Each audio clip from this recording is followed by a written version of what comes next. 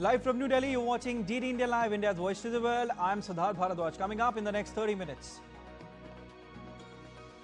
In a dramatic shift from the US, leaders call on Kiev to make concessions to end the conflict.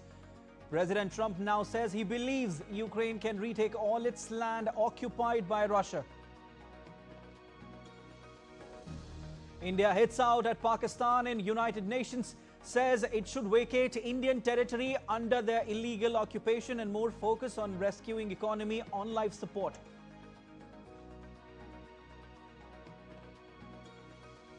Super Typhoon Ragasa lashes Hong Kong, schools shut, flights cancelled, thousands evacuated, death toll climbs to 14 in Taiwan.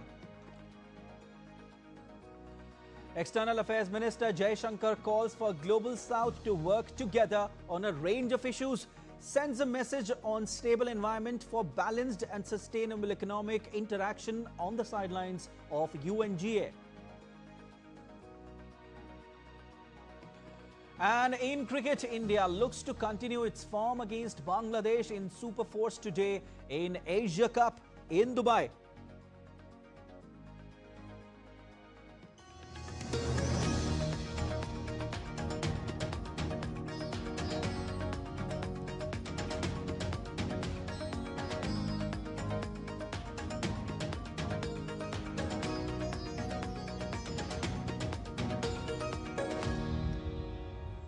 In a major shift from his previous dismissals of Kiev's aims in over 3.5-year-old conflict, US President on Tuesday said that Ukraine could retake all of its territory from Russia. In a post on his Truth Social platform, Trump said he believes Ukraine, with the support of European Union and NATO, can win back all of its territory Russia has taken. Trump further said the US will continue to supply weapons to NATO for NATO to do what they want with them. Dismissing Russia as a paper tiger in economic peril, Trump said Putin and Russia are in big economic trouble and this is the time for Ukraine to act. The biggest progress is that the Russian economy is terrible right now. As you know, it's crashing. And that, frankly, Ukraine is doing a very good job of stopping this very large army. Pretty amazing. You know, this is a war that should have ended in 3 days, 4 days. People said it was going to be very quick, and you got to hand it to the Ukrainian soldiers. Trump's comments came after holding talks with Ukrainian counterpart Volodymyr Zelensky on the sidelines of UNGA in New York. Talking to media with Zelensky, the US president called NATO nations to shoot down Russian planes violating their territory. Mr. President, do you think that NATO countries should shoot down Russian aircraft if they enter their airspace? Yes, I do. Ukrainian President Volodymyr Zelensky hailed a big shift in Donald Trump's position after the US president said Kyiv could win back every inch of territory captured by Russia's army. Talking to media after meeting Trump, the Ukrainian president said the US president had the influence and power to be a game changer for Ukraine. Trump is a game changer by himself if he will be sure in Ukraine, and I think that he is more close now to this situation, and that's why and between us only Trump can. For today, we know some not too much players in the world who can be game changers, but he's the most closer to this. US President Donald Trump warned Russia he is prepared to impose strong economic measures over the conflict in Ukraine. In his combative speech to the UN, Trump's warning to Russia came with a twist this time. He said he wants US allies to impose the same measures on Russia he is proposing to try to force Russian President Vladimir Putin. In the event that Russia is not ready to make a deal to end the war, then the United States is fully prepared to impose a very strong round of powerful tariffs which would stop the bloodshed, I believe, very quickly. But for those tariffs to be effective, European nations, all of you are gathered here right now, would have to join us in adopting the exact same measures. NATO has given a warning to Russia that it would use all necessary military and non-military tools to defend itself as it condemned Moscow for violating Estonian airspace. The warning came after Estonia said on Friday that 3 Russian MiG-31 fighter jets violated its airspace for 12 minutes before NATO Italian fighter jets escorted them out. The week before, some 20 Russian drones entered Polish airspace, prompting NATO jets to shoot some of them down and the alliance to beef up the defense of Europe's eastern flank. The NATO statement followed a meeting of the North Atlantic Council, which was called after Estonia invoked Article 4 of NATO's founding treaty. Meanwhile, world leaders gathered at the UN Security Council for a high-level meeting on Ukraine conflict. While Ukrainian President Zelensky urged stronger action from allies on Russia, UN Secretary General Antonio Guterres warned of further escalation of the conflict. We cannot afford to lose the current diplomatic momentum, as fragile as it might be. The longer this war continues, the more devastating its consequences for everyone. I therefore reiterate my appeal for a full, comprehensive and sustainable ceasefire. In another meeting, world leaders convened at UNSC to address the deepening Israel-Palestinian conflict, with stark warnings about humanitarian crisis and regional instability dominating discussions. The meeting concluded with calls for renewed international efforts to address the escalating crisis as world leaders departed amid lingering questions about the Council's ability to act decisively. UN Secretary General Antonio Guterres described the situation as one of the darkest chapters in the conflict. US Ambassador to the UN, Mike Waltz, criticized recent unilateral statements regarding Palestinian statehood. He argued that such moves embolden Hamas and undermine peace efforts. Unfortunately, yesterday's conference spoke to domestic audiences, but it will prolong this tragic war in Gaza, and it will prolong the suffering. Hamas stands emboldened today after that conference. We've rewarded its obstruction. We've undermined efforts to achieve peace in both the short and the long term. Unilateral recognition statements do not alter the reality on the ground. It does not alter the fact that there is not a Palestinian state to recognize. And at this point, there is no credible Palestinian partner for peace. French President Emmanuel Macron said on Tuesday, if US President Donald Trump wants the Nobel Peace Prize, he needs to stop the conflict in Gaza, and he is better positioned to do so than France. Speaking in a televised interview from New York, Macron said that only Trump has the power to put pressure on Israel to end the conflict in Gaza.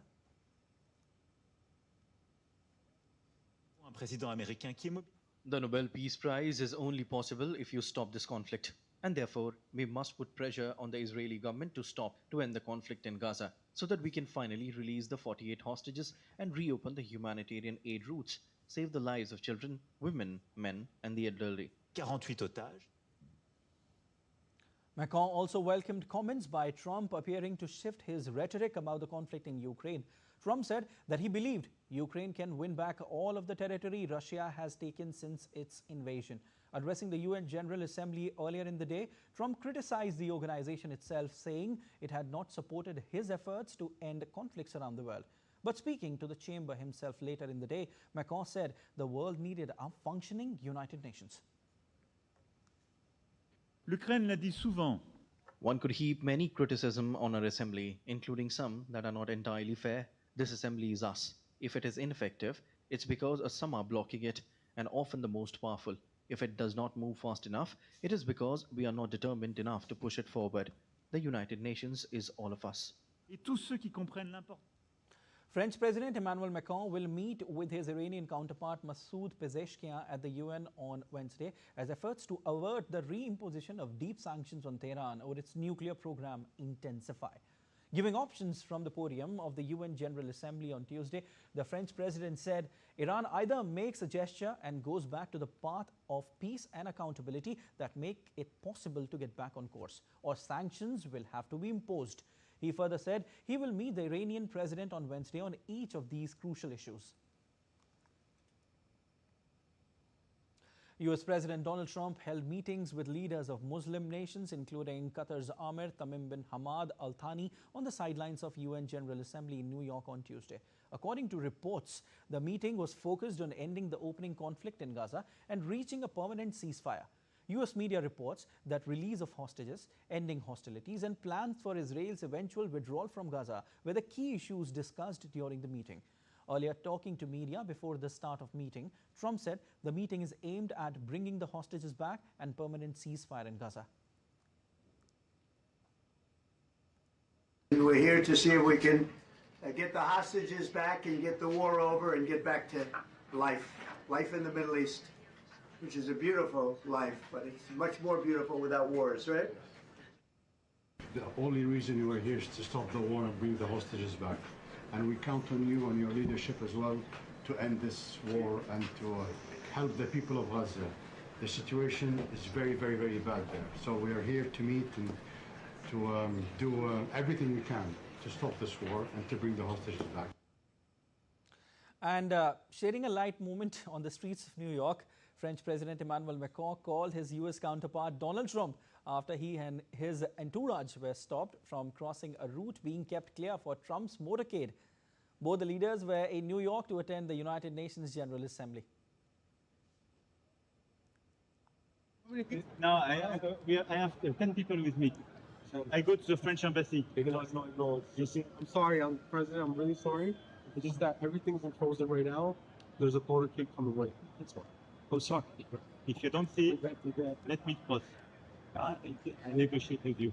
No, it's just not that.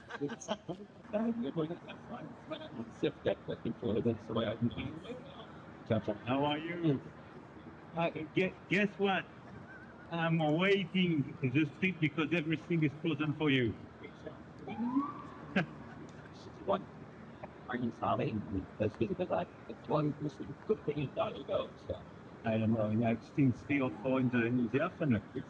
But I would love if we can. Yeah, I know. I would follow.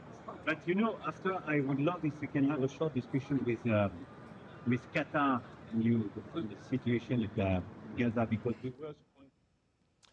Venezuelan President Nicolas Maduro on Tuesday warned that the US military presence in the Caribbean poses a significant threat to regional stability.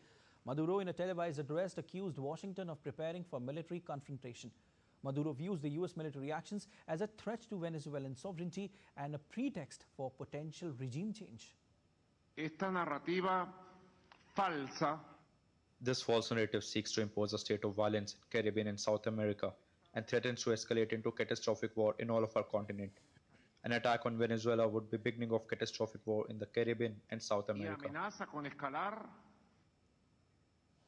US has dispatched 8 warships and a submarine to the southern Caribbean, and the biggest US deployment in years has raised fears in Venezuela of military confrontation. Maduro has accused Trump of trying to effect regime change. An update on Typhoon Ragasa now. Strong winds, heavy rains and high seas battered Hong Kong on Wednesday as Super Typhoon Ragasa headed into southern China after wreaking havoc in Taiwan on Tuesday. Super Typhoon Ragasa, the world's most powerful tropical cyclone this year, lashed Hong Kong with hurricane-force winds and torrential rain on Wednesday.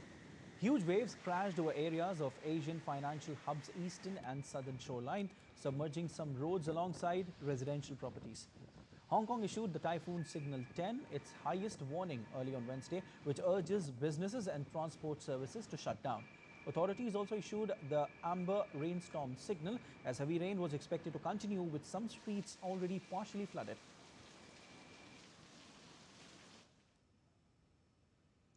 In Taiwan, at least 14 people were killed when a decades-old lake barrier burst after Super Typhoon Ragasa pounded the island with torrential rain. The barrier lake in eastern Hualien County burst on Tuesday, washing away a bridge and sweeping into a town with a trail of thick sludge and mud. 18 people injured in the tragic incident, while over 120 others are reported missing.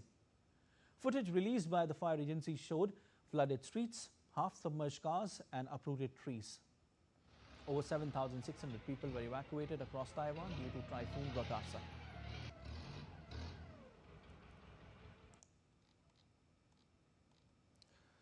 While Taiwan reels, southern China is bracing for the next phase of the storm. The typhoon is expected to make landfall along Guangdong's coast between Zhuhai and Zhanjiang by Wednesday afternoon. The storm is expected to dump widespread heavy rain across Guangdong and neighboring Fujian province. Meanwhile, authorities have already closed schools and businesses, grounded flights in at least 10 cities across the southern region.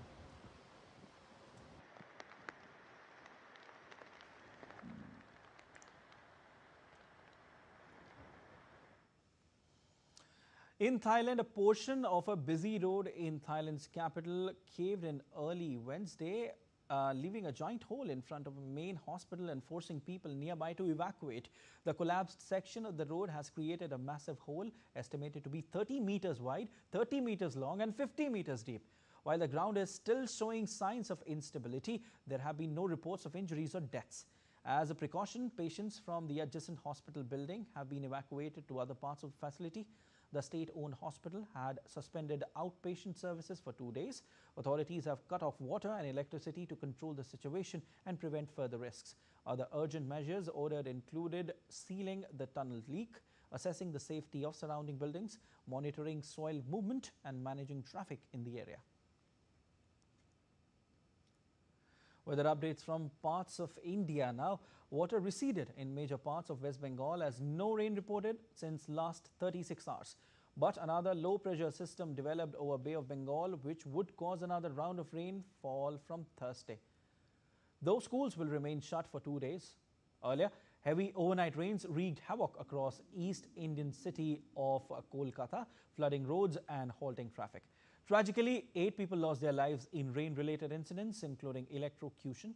Rescue teams have been deployed in low-lying areas, while civic bodies race to clear clogged drains.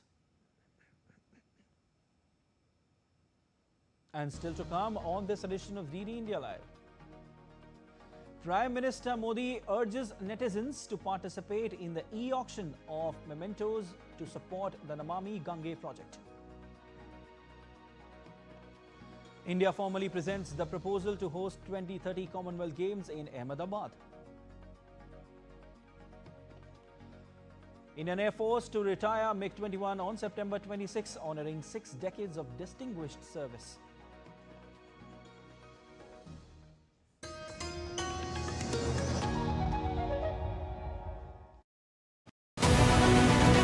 Pakistan's Al-Khalid tank under fire at home. Can it hold up against India's T-90 Bhishma? Islamabad's stealth fighter dreams dashed. No J-35 in sight. India's big leap in aviation, IMRH and DBMRH set to rule the skies and the seas. And Israel powers up its Iron Beam lasers to replace missiles in future wars. Catch all the action on Defense Dynamics this Wednesday at 8 p.m. IST only on DD India.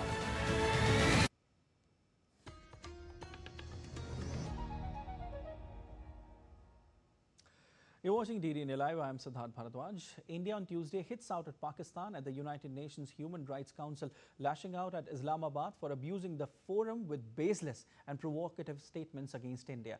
Representing India at the 60th session of the Human Rights Council, Kshitij Tyagi, Councillor, Permanent Mission of India in Geneva, said that instead of coveting our territory, they would do well to vacate the Indian territory under their illegal occupation and focus on rescuing an economy on life support, a polity muzzled by military dominance, and a human rights record stained by persecution, perhaps once they find time away from exporting terrorism, harboring UN-proscribed terrorists, and bombing their own people. A delegation that epitomizes the antithesis of this approach continues to abuse this forum with baseless and provocative statements against India. Instead of coveting our territory, they would do well to vacate the Indian territory under the illegal occupation and focus on rescuing an economy on life support, a polity muzzled by military dominance, and a human rights record stained by persecution. Perhaps once they find time away from exporting terrorism, harboring UN-proscribed terrorists, and bombing their own people. On the sidelines of the UN General Assembly in New York, External Affairs Minister Jaishankar held a great conversation with Foreign Minister Alva Baptiste of St. Lucia.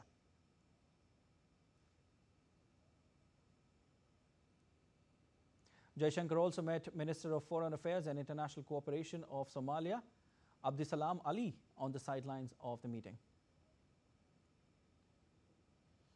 Jaishankar met Foreign Minister of Mauritius, Dhananjay Ritesh Ramphul, and discussed following up on the recent successful state visit of PM Naveen Ramgoolam to India.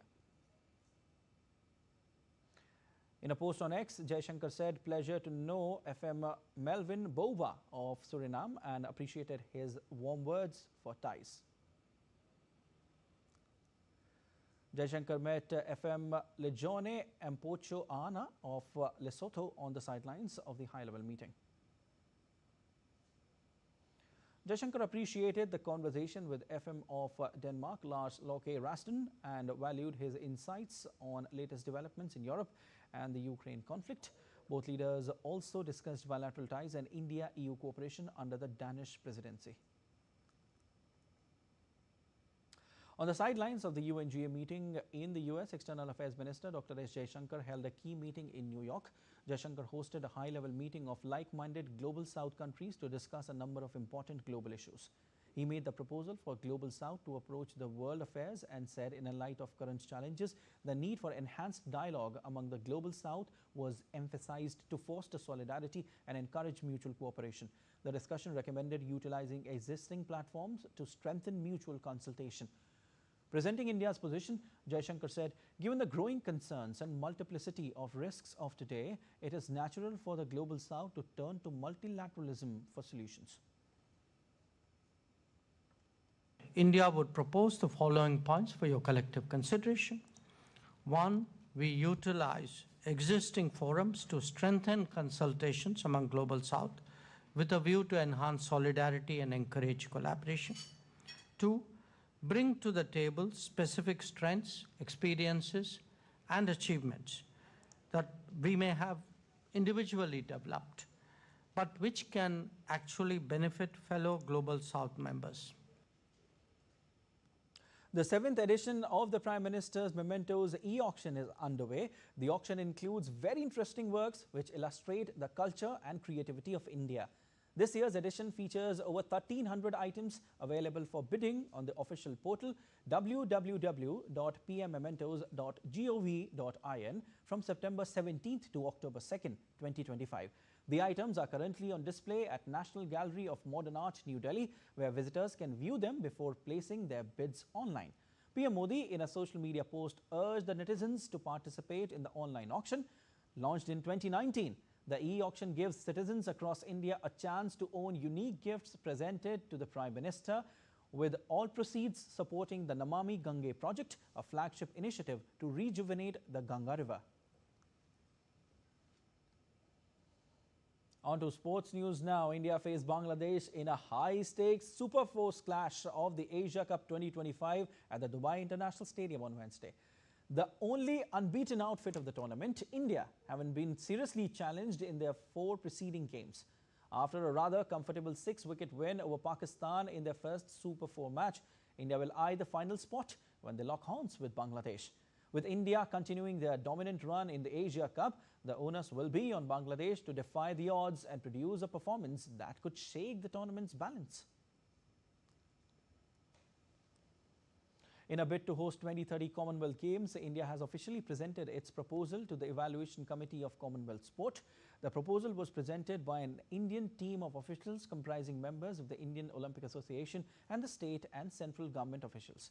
The 2030 edition of the Games carries a great significance, marking 100 years of the Commonwealth sport movement. The bid proposes Ahmedabad in Gujarat as the host. According to a Gujarat government press statement, the Indian delegation led by Harsh Sanghvi, Gujarat's Minister of Sports, and Dr. P.T. Usha, President of the Commonwealth Games Association of India, emphasized Ahmedabad's readiness to deliver a world-class event. The final decision on the host city is expected to be made at the CGF General Assembly in Glasgow in November 2025. After 6 decades, the Indian Air Force is set to retire the last 2 squadrons of its iconic MiG-21 fighter jets, with a ceremonial farewell scheduled for September 26 at Chandigarh. For decades, this aircraft was the backbone of India's aerial defense, serving in key conflicts from 1971 to the Balakot operations. An Indian Air Force tribute describes the aircraft as not just a fighter, but a symbol of resilience, highlighting the deep connection between the machine and the personnel who flew and maintained it. The farewell marks an emotional moment as the jet flies into the sunset, but the aircraft will not be sent to the scrapyard. As its engines fall silent, the MiG-21's legacy will be etched forever in the history of Indian Air Force. MiG-21, the sentinel of our skies. For 60 years, it has guarded the nation, training our warriors, testing their courage, and triumphing in battle. A machine of steel, flown with unmatched spirit. The Chief of the Air Staff, joined by Squadron Leader Priya, honors this legacy with a commemorative sortie. Swift, fearless, enduring. Every mission, every landing. A chapter of courage written into history.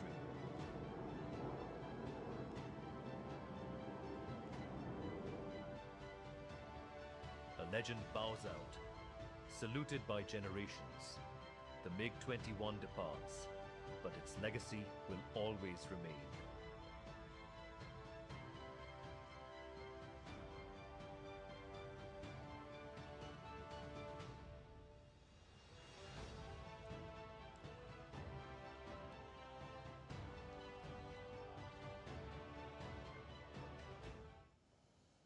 That's all for this edition of DD India Live, but let us know your thoughts on the news of the day. For those on the go, you can get all the latest news and updates from India and across the world on DD India mobile app. The app is available on both Android and iOS platforms, and you can scan the QR code on the screen to download now. We'll be back with more news as it breaks here on DD India. I'm Siddharth Bharadwaj from all of us here in Delhi. Thanks for watching DD India Live.